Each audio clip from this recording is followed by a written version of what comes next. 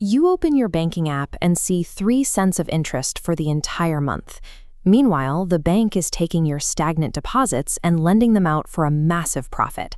It makes zero mathematical sense to leave thousands of dollars of emergency cash sitting in an account that pays you 0.01%. This chart shows exactly what that looks like. If you drop $10,000 into a standard account, the balance stays flat all year, earning a single dollar. Put that same cash in a high-yield savings account, and the curve climbs to $10,450. Financial feeds are flooded with influencers pointing at that $449 difference. They frame moving your money to an online bank as a flawless, obvious win with zero downsides. The math is correct. Earning 4% is better than earning nothing. But what we need to look at is the actual mechanical cost of acquiring that higher rate. Treating this as totally free money ignores the very real friction you face when you actually need to pull that cash out during a crisis. In finance, yield is an exchange. You are always giving something up to get a return, and usually that sacrifice is convenience or immediate access. Earning over 4% sounds great on paper, but if your car's transmission blows on a Saturday night and you can't physically access your cash to pay the tow truck, that interest rate doesn't help you. To get these rates, you have to pack up your core savings and move them away from your established local bank to an online-only platform. These digital platforms can pay you up to 400 times more interest for a simple reason. They don't have to pay for brick-and-mortar buildings, utility bills, or massive on-site staffs. Look at this scorecard.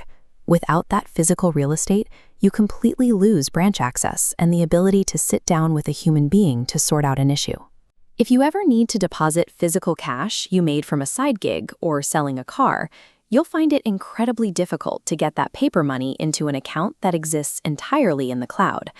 And when a glitch locks your account or a transfer gets flagged, you aren't talking to a teller. You are entirely reliant on automated chatbots and holding on endless phone queues. You are directly trading face-to-face resolution and physical convenience in exchange for lower overhead and higher yield. Let's say a pipe bursts in your house on a Friday evening, and the plumber needs thousands of dollars up front to start the repair. Your digital funds are highly secure. Reputable high-yield accounts are FDIC insured, and you can withdraw your money without paying a penalty. This diagram shows the bottleneck. Because your accounts live at different institutions, the money travels across the automated clearinghouse network. Because transfers process on business days, the progress bar stops moving over the weekend. You'll wait 1 to 3 days before cash becomes usable. The entire point of an emergency fund is immediate access. A mandatory 72-hour delay directly contradicts the primary purpose of that safety net. Now let's skip ahead to December. Your money sat in the account all year, and the advertised interest actually hit your balance. Generating that yield triggers an automatic report to the IRS. You'll receive a 1099 INT form exactly like this one. The tax code treats bank interest as ordinary income. It gets stacked right on top of your regular paycheck and taxed at your standard marginal rate, not the lower capital gains rate. This chart breaks down the math.